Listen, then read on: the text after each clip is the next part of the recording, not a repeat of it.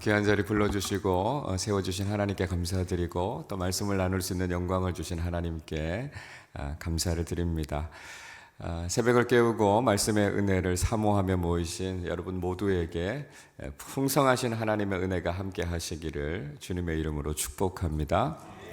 요즘은요 참 잘 안 모이더라고요. 저희 교회도 10월 신앙사경회를 매년 하는데 1년 전부터 좋은 강서 목사님 모시고 말씀의 잔치를 열었는데 문제는 뭐냐 하면 손님이 별로 없다는 거예요. 손님이 없으면 그 얼마나 허전합니까? 그래서 좀 모이면 좋겠다 그런 생각이 많이 들어요. 현대인들의 참 잘못된 습관 중에 하나가 잘 모이지 않는다라고 하는 거죠. 그래서 히브리서 기자는 히브리서 10장 25절에서 이렇게 이야기합니다. 모이기를 패하는 어떤 사람들의 습관과 같이 하지 말고 오직 권하여 그날이 가까움을 볼수록 더욱 그리하자 이렇게 이야기하고 있습니다. 그러니까 모이기를 힘쓰라 라고 하는 것이죠. 특히 영적인 모임, 예배하는 자리, 말씀의 자리에 모이는 것만으로도 풍성한 은혜를 경험하게 되고요. 신앙이 성장하게 된다는 거죠. 여러분, 신앙생활은요, 그렇게 복잡한 게 아니에요. 신앙생활 잘하고 믿음이 잘 자라기 위해서는 하나님 말씀에 순종하고 목사님 말씀에 잘 순종하셔서 잘 모이시기만 해도 됩니다. 하나님께서 우리에게 주신 말씀이 우리가 복 받으라고 주신 말씀 아니겠어요? 목사님께서 하신 말씀이 여러분들 다 잘 되라고 하시는 말씀 아니시겠어요? 그래서 그 말씀에 순종하는 것만으로도 복을 받는 것이고요.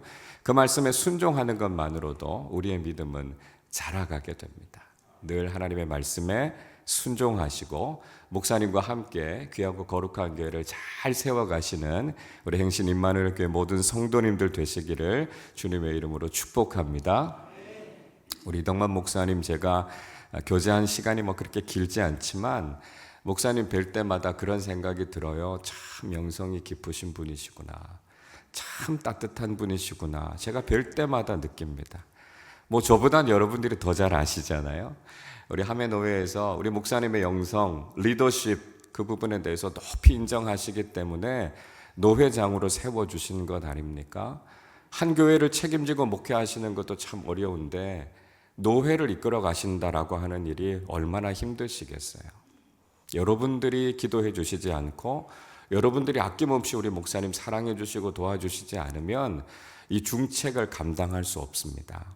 지금까지 여러분들이 목사님의 사랑 많이 받고 목사님 기도를 많이 받으셨을 줄 아는데요. 이젠 여러분들이 더 많이 사랑해 주시고 우리 목사님을 위해서 더 많이 기도해 주시기를 바랍니다. 사탄은요, 지도자만 노려요. 지도자만 쓰러지면 그 공동체는 아무 힘을 발휘하지 못하거든요. 근데 중요한 건 여러분들이 방패 기도를 해주셔서 우리 목사님을 잘 보호해 주시면 그 어떤 악한 영들도 우리 목사님을 힘들게 하지 못하고 괴롭게 하지 못합니다. 여러분 목사님을 위해서 쉬지 말고 기도해 주시고요. 교회가, 노회가 든든히 잘 서갈 수 있도록 그 중책 잘 감당할 수 있도록 여러분 꼭 기도해 주시기를 바랍니다. 약속하시죠?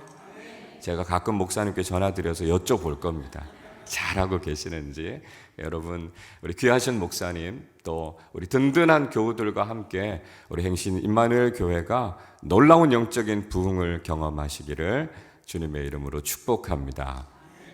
지난달에 한강이라고 하는 작가가 노벨상을 받았어요. 그래서 대한민국이 아주 떠들썩했습니다. 저는 한 사람의 노력만이 아니다, 한 사람의 영광만이 아니다 그런 생각이 듭니다. 그만큼 이제 한국 문학계의 위상이 많이 높아진 것이고요. 또 그와 함께 번역, 홍보, 출판 이런 모든 시스템들이 잘 갖추어졌으니까 그런 영광스러운 일들을 경험하게 되는 것 아니겠습니까? 앞으로도 이런 노벨상과 세계적인 쾌거들이 우리 대한민국에 많았으면 좋겠습니다. 특별히 저는 사랑하는 여러분들의 자녀들을 통해서 이런 영광스러운 일들이 계속해서 이어지기를 축복합니다. 우리 자녀들이 믿음 안에 잘 자라나서 좋은 크리스천 리더들이 돼서 세상에 영향력을 미치는 좋은 믿음의 다음 세대들이 될 수 있기를 바랍니다. 여러분, 우리가요, 영광을 맛보면서 산다라고 하는 건 참 중요해요. 그러니까 왜냐하면 우리가 결과로 얻게 되는 영광이 무엇인가라고 하는 걸 알면 그 과정이 아무리 힘들어도 그 과정을 우리가 인내하면서 갈 수 있는 거거든요. 노벨상의 영광이 뭔가라고 하는 것을 아는 사람들은요, 자신의 분야에서 최고가 되기 위해서 노력합니다. 올림픽 금메달의 영광이 무엇인가라고 하는 것을 아는 선수들은요, 몸이 으스러질 것 같은 훈련이 있어도 그거 다 견뎌내는 거예요. 왜요? 그 영광이 얼마나 큰가라고 하는 걸 잘 알고 있기 때문에 그렇습니다. 여러분, 그러면 예수 믿고 살아가는 우리에게 주어지는 영광은 뭘까요? 우리가 이 믿음의 길을 끝까지 걸었을 때 하나님께서 우리에게 약속하시는 영광은 무엇이겠습니까? 누가복음 22장의 말씀은 예수님의 순환에 대해서 우리에게 들려주고 있습니다. 복음서 기자들은 약속이라도 한 듯이 마지막 3장을 예수님의 순환, 예수님의 십자가, 예수님의 부활 이야기를 우리에게 들려주고 있습니다. 물론 요한복음은 20장, 21장 두 장에 걸쳐서 예수님의 부활 이야기를 들려주고 있기는 하지요. 아무튼 예수님의 공생의 마지막 이야기를 복음서 끝에 담고 있습니다. 예수님의 순환 이야기를 좀 더 구체적으로 살펴보면 그 가운데 예수님의 제자 중 하나였던 가룟 유다가 예수님을 팔아넘기게 되죠. 근데 예수님께서 그 가룟 유다까지 포함해서 12 제자들에게 최후의 만찬을 베풀어 주십니다. 그리고 십자가 지시기 전에 그 사역 감당하시기 위해서 생명을 건 기도, 겟세마네에서 기도를 하시게 되고요. 그곳에서 깨어있지 못하고 잠들었던 베드로는 결국은 예수님을 3번이나 모른다, 그렇게 부인하게 되지 않습니까? 예수님이 순환 받으셨던 이야기들을 쭉 읽어보면 참 우리 마음이 무거워지고요, 숙연해지는 것을 경험하게 되죠. 자, 이제 예수님께서 이렇게 순환을 당하시는데, 그렇다면 3년 동안 함께 동고동락했던 제자들은 어떤 마음이었겠습니까? 오늘 24절 말씀을 보십시오. 또 그들 사이에 그중 누가 크냐 하는 다툼이 난지라 말씀하고 있습니다. 제자들은 뭐 하고 있었다고요? 제자들은 서로를 비교하면서 내가 더 크다고요, 내가 더 대단하다고요, 내가 세상적으로 더 큰 영광을 누려야 된다고요, 싸우고 있었다, 이렇게 이야기하고 있습니다. 그러니까 세상적으로 내가 더 높은 자리에 올라가고 내가 더 크다고 자기 자신을 자랑하면서 대판 싸웠다는 거예요. 24절의 말씀에 보니까 또 이렇게 이야기하죠. 그러니까 이게 한 번만 있었던 게 아니라는 거예요. 제자들은 종종 자기 자신이 더 크다라고 하는 것을 드러내면서 다투는 일들이 있었다라고 하는 것입니다. 아니, 예수님께서는 이제 십자가 지시고 죽으시게 되는데요, 그렇게 3년 동안 애주증지 말씀을 가르치고 제자 훈련했던 그 제자들의 모습이 그저 세상적으로 더 크기를 바라면서 싸우고 있는 모습을 보면서 예수님 얼마나 실망스러우셨겠습니까? 얼마나 답답하셨겠어요? 그런 상황 속에서도 예수님께서는 그 제자들 포기하지 않으시고 그들에게 진리의 말씀을 가르치십니다. 너희들의 모습이 이래서는 안 되겠다라고 하는 말씀을 하시죠. 그래서 25절의 말씀에 보시면 이렇게 이야기하죠. 이방인의 임금들은 그들을 주관하려고 한다고요. 그 집권자들은 은인이다, 그런 이야기를 듣고 싶어 한다는 거예요. 그러니까 세상의 권력을 가진 사람들은 다른 사람들 위해 군림하고 싶어 한다는 거예요. 세상에서 힘 있는 사람들은 그 다 내 덕분이라고, 내가 그렇게 해서 된 것이라고 그렇게 의시되면서 자신을 자랑한다는 거예요.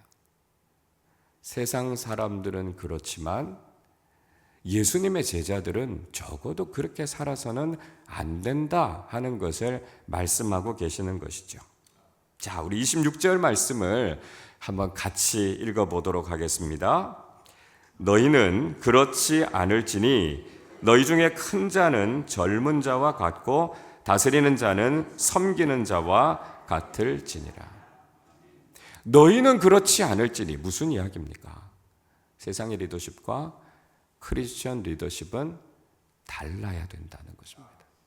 세상 사람들처럼 우리 자신을 드러내고 세상의 영광을 추구하는 것이 아니라 적어도 우리가 예수 그리스도의 제자들이라면 달라야 된다라고 하는 거죠. 교만하게 우리 자신을 내세우는 것이 아니라 젊은 사람들처럼 겸손해야 된다는 것입니다. 우리가 대접을 받으려고 하는 것이 아니라 우리가 오히려 다른 사람들을 섬기는 사람들이 돼야 한다라고 하는 것이죠. 그래서 27절에서 예수님이 이렇게 말씀하십니다. 앉아서 먹는 자가 크냐 섬기는 자가 크냐. 앉아서 먹는 자가 아니냐. 그러나 나는 섬기는 자로 너희 중에 있노라 말씀합니다. 예수님께서는요, 앉아서 대접받는 사람이 세상에선 분명히 더 큰 사람이라고요. 그런데 예수님은요, 나는 섬기는 자로 있다 말씀하십니다. 그렇다면 그리스도인으로 살아가는 사람들이 이 세상 속에서 어떻게 살아야 되겠습니까? 섬기는 자로 살아야 된다라고 하는 것이죠. 여러분, 우리는 믿음의 사람들로 살아가면서 어떤 모습으로 살아가고 있습니까? 혹시 예수님의 제자들처럼 누가 크냐라고 하는 것 때문에 우리도 서로 다투고 경쟁하고 있는 모습은 아닙니까? 이건 세상 사람들 이야기가 아니에요. 예수님의 제자들이 이 문제를 가지고 서로 경쟁하고 다투었던 것처럼 오늘 예수를 믿고 살아간다고 이야기하는 우리가 똑같은 모습으로 살고 있는 게 아니냐라고 하는 거죠. 심지어는 신앙 공동체 안에서도요. 내가 더 높아지려고 하고 내가 더 인정받고 싶어하고 서로 질투하고 시기하고 비교하면서 내가 더 대단한 사람이라고요. 내가 더 높은 사람이라고요. 세상의 영광을 추구하면서 살아가는 것이 혹시 우리의 모습은 아닌가 한번 돌아보셔야 된다는 거예요. 우리가 예수님의 제자들이라면 예수님의 말씀처럼 세상에서 높아지려고 하는 것이 아니라 주님처럼 섬기는 사람들로 살아가실 수 있기를 바랍니다. 여러분, 그러면 믿음의 삶을 살아가는 우리가 누리게 되는 영광은 무엇일까요? 적어도 세상의 영광을 누리는 세상의 다른 사람들과는 그 길이 다르다라고 하는 것을 알 수 있습니다. 28절에서 예수님이 한 번 더 이렇게 말씀하세요. 너희는 나의 모든 시험 중에 항상 나와 함께한 자들인즉 이야기합니다. 그러니까 예수님을 따라가면 어떻다는 거예요? 세상 속에서 세상의 영광을 누리는 게 아니라 시험을 받는데요. 환난을 당하고요. 믿음 때문에 고난을 겪어야 하는 것이 믿음의 삶이라는 거예요. 그러니까 예수 믿고 살아가는 삶은 세상에서 높아지고 영광을 누리는 것과는 확실히 거리가 멀다라고 하는 걸 말씀하고 있습니다. 자, 그러면 예수를 믿는 우리가 누리게 되는 영광은 과연 무엇일까요? 예수님께서는 그것을 가리켜서 하나님 나라의 영광이다 그렇게 말씀하고 계십니다. 우리 29절 말씀을 같이 한번 읽겠습니다. 내 아버지께서 나라를 내게 맡기신 것 같이 나도 너희에게 맡겨. 하나님 아버지께서 예수님께 하나님 나라를 맡기셨습니다. 예수님은요, 하나님 나라를 이 땅에 가지고 오신 분이십니다. 그리고 그 하나님 나라를 우리로 하여금 누리게 하신 분이 우리 주님 예수님이시라는 거예요. 예수님께서 이 땅에 오셔서 공생애를 시작하시면서 첫 번째로 하셨던 말씀이 무엇이었습니까? 마가복음 1장 15절에서 이렇게 이야기하지요. 이르시되 때가 찼고 하나님 나라가 가까이 왔으니 회개하고 복음을 믿으라 말씀하십니다. 예수님께서 처음 외치셨던 말씀은요, 하나님 나라였습니다. 예수님께서 마지막으로 하신 말씀이 뭘까요? 예수님께서 부활하시고 승천하시기 전에 제자들에게 가르치신 말씀, 사도행전 1장 3절은 이렇게 말씀합니다. 그가 고난받으신 후에 또한 그들에게 확실한 많은 증거로 친히 살아계심을 나타내사 40일 동안 그들에게 보이시며 하나님 나라의 일을 말씀하시니라 이야기합니다. 예수님께서 승천하시기 전까지 제자들에게 가르치셨던 것 하나님 나라였습니다. 예수님의 가르침의 처음과 끝이 하나님 나라였다라고 하는 것이 의미하는 게 뭘까요? 예수님의 메시지의 중심, 복음의 중심이 바로 하나님 나라였다는 것입니다. 자, 그럼 여러분, 하나님 나라는 도대체 뭘까요? 우리는 나라 이렇게 이야기하면 자꾸 땅 생각을 합니다. 그래서 이 세상 어디엔가 있는 나라, 제국, 땅, 유토피아, 그게 혹시 하나님 나라가 아닐까? 그런 생각을 합니다. 그런 오해는요, 우리만 갖고 있는 게 아니에요. 누가복음 17장의 말씀을 읽어보면 바리새인들이 예수님께 하나님의 나라가 어느 때에 임하겠습니까? 예수님께 묻습니다. 그때 예수님께서 어떻게 대답하시죠? 하나님의 나라는 눈에 볼 수 있게 임하는 나라가 아니라고요. 하나님의 나라는 세상에 여기에 있다, 저기에 있다, 그렇게 말할 수 없다라고 말씀하고 있습니다. 그러나 바리새인들은 예수님의 말씀을 잘 이해하지 못했어요. 왜냐하면 바리새인들이 생각하는 하나님 나라는 이스라엘 제국이 정치적으로 회복되는 것이었거든요. 다윗의 왕국을 회복하는 것이 하나님 나라라고 생각했습니다. 바리새인들만 그랬습니까? 예수님의 제자들도 마찬가지 아니었습니까? 그래서 부활하시고 승천하시는 예수님께 제자들은 사도행전 1장 6절에서 이렇게 여쭙습니다. 그들이 모였을 때에 예수께 여쭈어 이르되 주께서 이스라엘 나라를 회복하심이 이때니까. 제자들도요, 하나님의 나라가 이스라엘 나라가 회복되는 것이다, 그렇게 생각했다는 거예요. 여러분, 그런 오해는요, 역사 속에 상당히 오랫동안 지속됩니다. 기독교 신앙은 로마 제국 하에서 박해를 받는 신앙이었습니다. 로마 황제들에 의해서 기독교인들은 핍박을 받았고요, 많은 순교자들이 나왔습니다.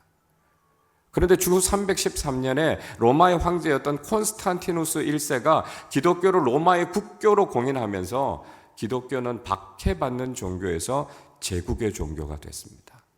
그 사건을 경험하면서 많은 사람들은 생각했습니다. 드디어 하나님의 나라가 이 세상에 이루어졌구나. 사람들은 그렇게 생각했다는 거예요. 그러나 그 이후에 어땠습니까? 로마 제국은 계속해서 세속화의 길을 걸었습니다. 로마 카톨릭은요, 더 심각하게 타락했고요, 비성경적인 교리들을 가르치기 시작했습니다. 그래서 중세 시대를 가리켜서 암흑기다, 그렇게 이야기하지 않습니까? 하나님의 나라는 이 세상에 있는 그 어떤 제국도, 이 세상에 있는 그 어떤 모습도 아니다라고 하는 것입니다. 자, 여러분, 그러면 하나님 나라의 본질은 무엇일까요? 보통 나라를 이루는 데는 세 가지 요소가 있다고 이야기합니다. 영토, 국민, 주권. 이 세 가지가 있어야 진정한 나라라는 것이죠. 자, 그러면 하나님 나라의 요소는 뭘까요? 하나님 나라의 영토는요, 이 땅 모든 것입니다. 특정한 어떤 곳, 특정한 어떤 나라가 하나님 나라가 아니고요, 우리가 살아가고 있는 이 모든 세상, 그리고 우리의 눈에 보이지 않는 모든 영적인 세상 가운데서도 하나님 나라가 이루어져야 된다라고 하는 거죠. 우리의 모든 삶의 자리가 다 하나님 나라의 땅이라는 겁니다. 국민은 뭡니까? 우리죠, 우리. 그리스도인. 하나님 나라의 백성들이 바로 국민입니다. 자, 그러면 주권은 무엇일까요? 주권은 하나님의 통치입니다. 하나님의 다스리심이에요. 우리가 일제강점기 때 주권을 잃으니까 뭐라고 이야기해요? 나라를 잃었다고요. 하나님 나라의 주권은요, 하나님이 다스리신다는 거예요. 하나님께서 통치하신다는 거예요. 그래서 우리가 하나님 나라를 경험한다라고 하는 의미가 뭘까요? 우리가 하나님의 다스리심을 받으면서 살아갈 때 우리는 하나님 나라를 경험하게 된다는 것입니다. 여러분, 그런 의미에서 우리는 하나님 나라를 다시 한번 생각해 보셔야 합니다. 우리는 정말 하나님 나라를 살아가고 있습니까? 우리의 인생은 정말 하나님만이 다스리시는 인생이 되고 있습니까?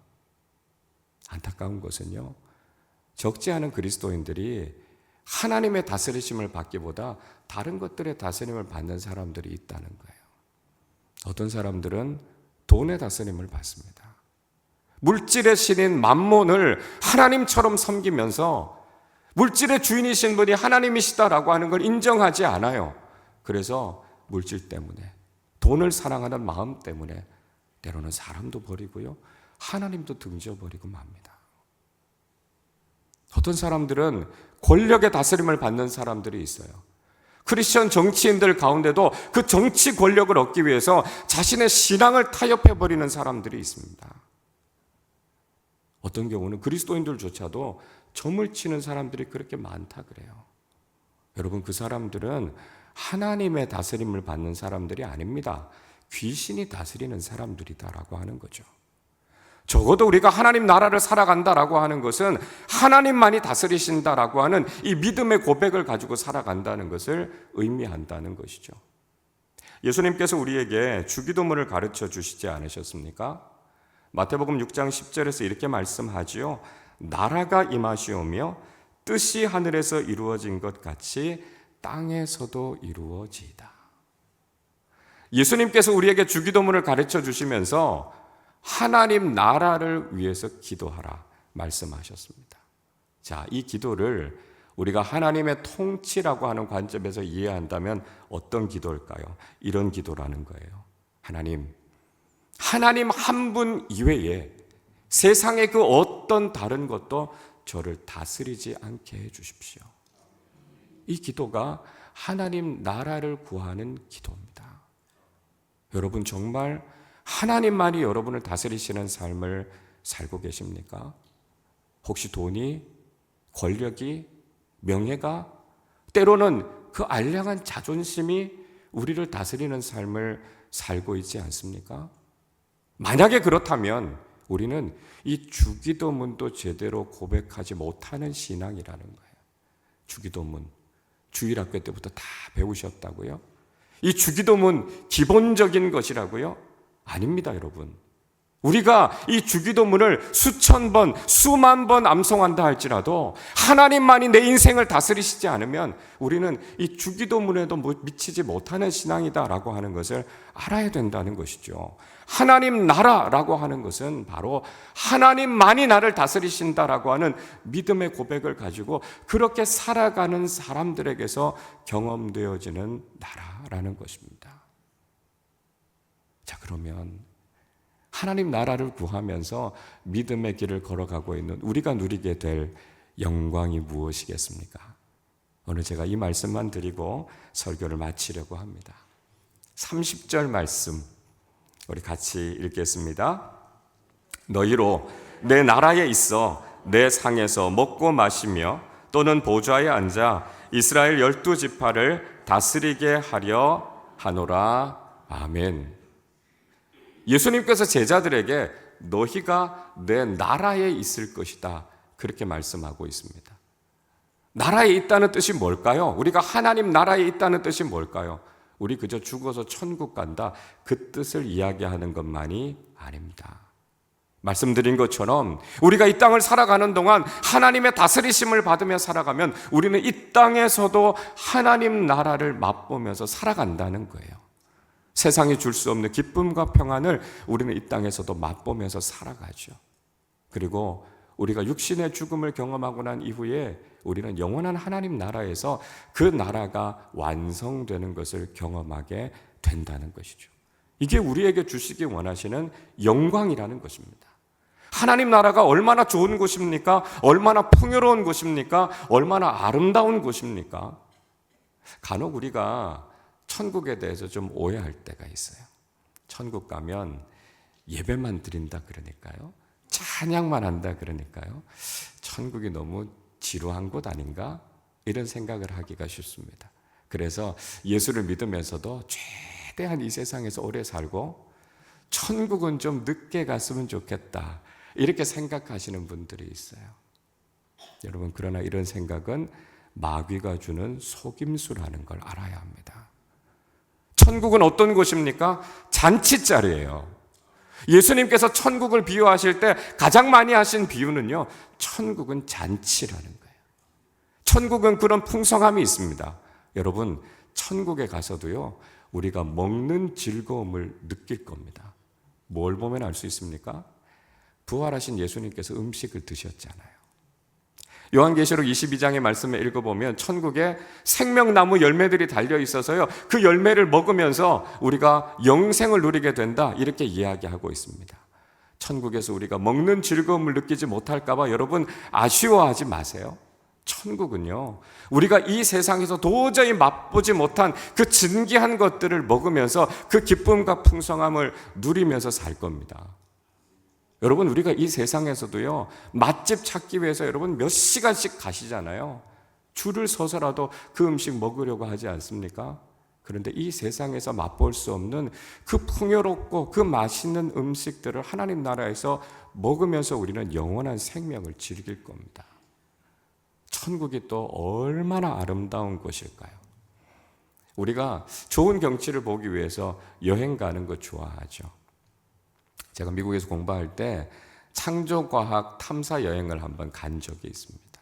미국 서부의 그 유명한 캐년들, 그랜드 캐년, 브라이스 캐년, 이제 이런 캐년들을 보면서 얼마나 아름다운지요, 입이 딱 벌어져요. 그 장관을 보고 있으면 와, 정말 말로 형용할 수 없을 만큼 아름답습니다.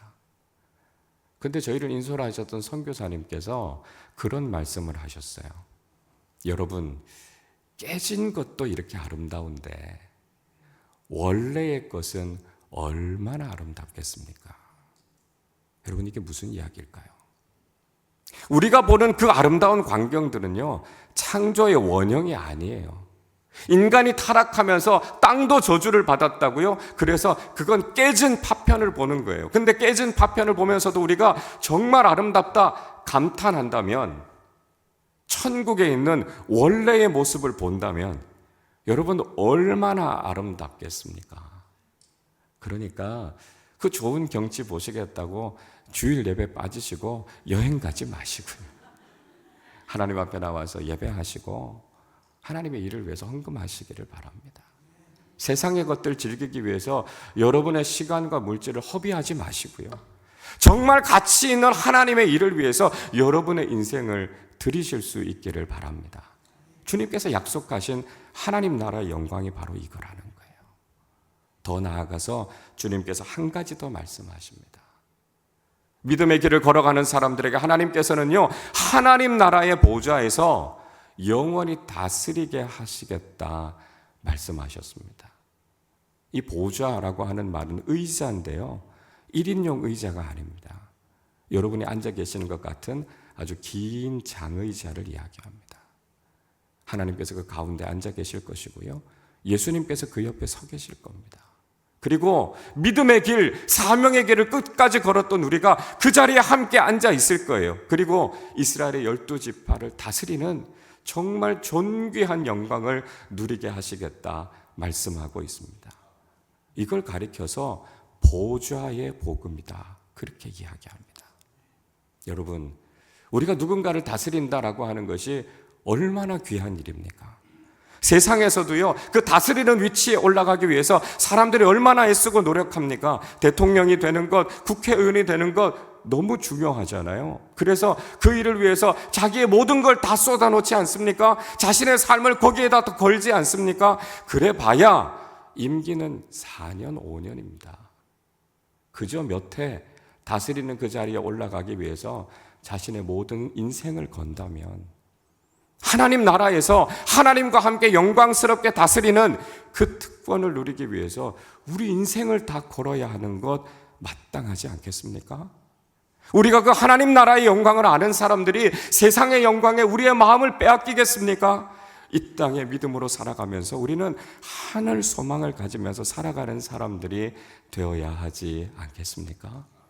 주님께서 우리에게 맡겨주신 이 믿음의 길을 끝까지 걸을 때 우리가 누리게 되는 영광이 무엇인가 라고 하는 것을 바르게 깨닫고 이 땅을 살아가는 동안 주님께서 우리에게 맡겨주신 믿음의 길, 사명의 길, 순종의 길을 끝까지 걸어가는 우리 행신 임마누엘 교회 모든 교우들 되시기를 주님의 이름으로 축원합니다. 기도하겠습니다. 우리 시간에 함께 기도할 때 말씀 생각하며 기도하겠습니다. 여러분, 우리가 추구하면서 살아가는 영광은 이 세상 영광이 아닙니다. 세상에서 누가 크냐라고 하는 것을 비교하면서 살았던 제자들과 같은 어리석은 모습이 아니라 하나님께서 우리에게 맡겨주신 하나님 나라의 영광을 추구하며 살아가는 사람들 되게 하여 주시옵소서. 하나님 나라가 얼마나 풍성하고 아름다운 나라인지를 깨닫게 하시고 그 하나님 나라에서 하나님 보좌에 앉아 다스리는 그 영광스러움을 우리가 바라보면서 이 땅을 살아갈 때 믿음의 길, 순종의 길, 사명의 길을 걸어서 주님 기뻐하시는 믿음의 삶을 살아 우리 모두가 하나님 나라의 영광을 누리는 사람들이 되게 하여 주시옵소서. 우리 말씀을 생각하며 함께 합심으로 기도하겠습니다.